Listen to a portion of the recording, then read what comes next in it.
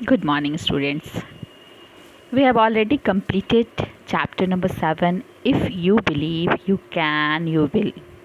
But this chapter is the portion of upcoming Sunday test. That's why we revise this chapter again. The important points of this chapter is write some sentences about Dr. APJ Abul Kalam. Next, child labor. What is child labor? Why it is banned? Right of education up to the age of 14 years.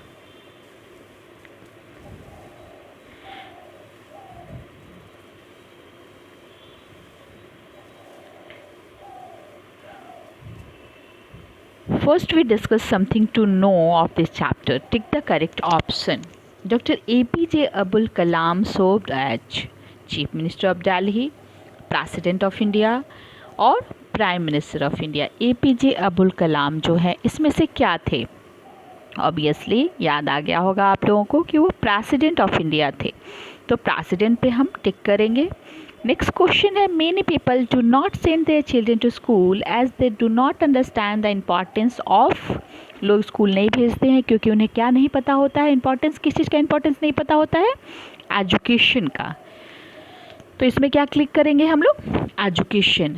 Next है, up to what age do children have the right to free and compulsory education. किस age तक बच्चों को free और compulsory education का right है, अधिकार है? 14 ईयर्स अभी हमने बताया. नेक्स्ट है, we can fulfil all our dreams with. हम अपने सारे सपने पूरे कर सकते हैं. कैसे? डिसिप्लिन से, या हार्डवर्क से, या ऑनेस्टी से, या पंक्चुअलिटी से, या इन सब से. ऑब्वियसली इन सब से. तो हम बोथ को टिक करेंगे क्योंकि पहला है डिसिप्लिन हार्डवर्क, दूसरा है ऑनेस्टी एंड पंक्चुअलिटी. ये चारों ही चाहिए, इसलिए हम लोग बोथ को टिक करेंगे. नेक्स्ट है fill in the blanks. Fill in the blanks में हेल्प बॉक्स के हेल्प से आपको बनाना है. Doctor Kalam sold dash to continue his education. Doctor Kalam क्या बेचा करते थे अपनी पढ़ाई को जारी रखने के लिए? मैंने बताया था पेपर बेचा करते थे सुबह सुबह जाके, उसके बाद वो पढ़ाई करते थे और ऐसा करके वो साइंटिस्ट बने. तो यहाँ पे हम लोग लिखेंगे न्यूज़पेपर. ठीक है, न्यूज़पेपर यहाँ हेल्प बॉक्स में दिया भी हुआ है. नेक्स्ट है, many schools give mid day meals, uniforms and dash. बहुत सारे स्कूल्स, खास करके गवर्नमेंट जो स्कूल्स हैं, जो कि गवर्नमेंट ने ये स्कीम रखा है कि फ्री एंड कंपल्सरी एजुकेशन होना चाहिए 14 ईयर्स के बच्चों का. तो वहाँ पे बच्चों के लिए, गरीब बच्चों के लिए सरकार ने व्यवस्था करके रखी है कि बच्चे आएंगे तो उन्हें खाना पीना भी मिलेगा, ताकि बच्चे ज़्यादा से ज़्यादा आएँ. ये ना सोचे कि लंच बनाने वाला कोई नहीं है, लंच बनाने का पैसा नहीं है तो हम कैसे जाएं. वहाँ पे उन्हें खाना मिलता है, कपड़ा मिलता है, बुक्स मिलते हैं, पैसे मिलते हैं, सब कुछ मिलता है. तो यहाँ पे ऑप्शन जो है मिड डे मील दिया हुआ, यूनिफॉर्म्स दिया हुआ है. हम लोग थर्ड ऑप्शन यहाँ से देखेंगे क्या लिख सकते हैं, तो बुक्स लिख सकते हैं. यहाँ पे हम लोग डालेंगे बुक्स. नेक्स्ट है, many people in our country do not send their children to. हमारे देश में बहुत सारे लोग जो हैं, जो एजुकेशन के इम्पोर्टेंस को नहीं समझते, वो अपने बच्चों को कहाँ नहीं भेजते? ऑप्शन देखिए, स्कूल्स. स्कूल नहीं भेजते, तो थर्ड में हम लोग लिखेंगे स्कूल. नेक्स्ट है, फोर्थ है, child dash is a big problem. क्या है बड़ा प्रॉब्लम? चाइल्ड लेबर एक बड़ा प्रॉब्लम है हमारे देश का.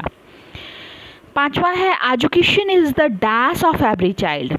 बताया था मैंने, एजुकेशन इज़ द राइट, मतलब अधिकार. एजुकेशन हर बच्चे का अधिकार है. शिक्षा पे हम सबका अधिकार है. कम से कम 14 साल के बच्चे को शिक्षा से वंचित कोई नहीं कर सकता. ठीक है, अब आते हैं हम मैच द फॉलोइंग पे.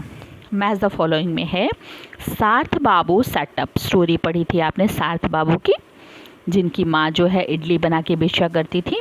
तो सार्थ बाबू ने इडली बना के बेचा, पेपर बेचा, उनकी मम्मी बर्तन मांजा करती थी, फिर भी उन्हें पढ़ाई की बहुत ललक थी और बड़े होके वो बहुत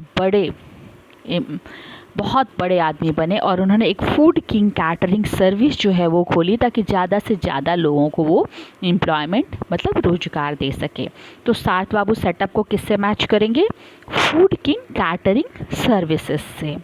नेक्स्ट है, सुकू हेटेड. सुकू को किस चीज़ से नफरत थी?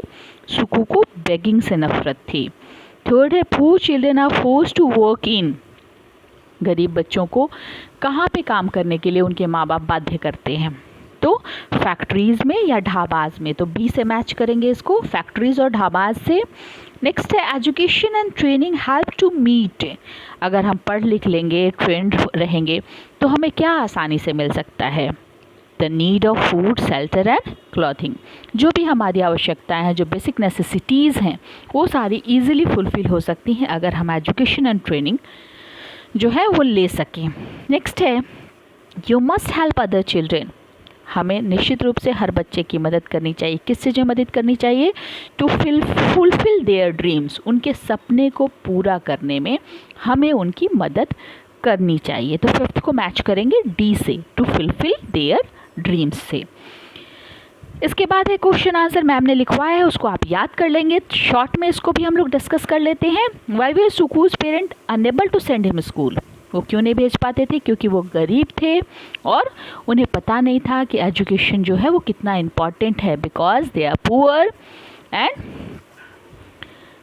His family is very large. What problem are created if the size of family is large. Family बड़ी होगी तो क्या होगा? फैमिली बड़ी होगी तो आवश्यकताएं जो है वो पूरी करने में मुश्किलें आएंगी।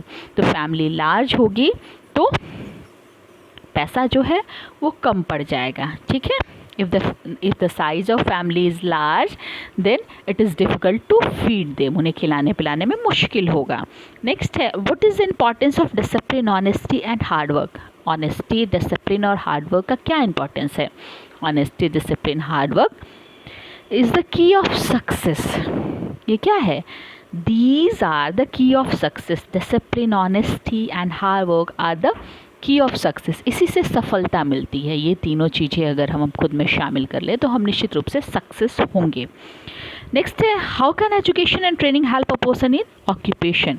कैसे पढ़ा लिखा आदमी और ट्रेंड आदमी आसानी से रोज़गार पा लेता है? तो एजुकेशन एंड ट्रेनिंग से कोई भी रोज़गार आसानी से मिल सकता है। तो आप लिख सकते हैं education and training help a person to get any job that they want. जो भी वो चाहते हैं वो जॉब उन्हें मिल सकता है।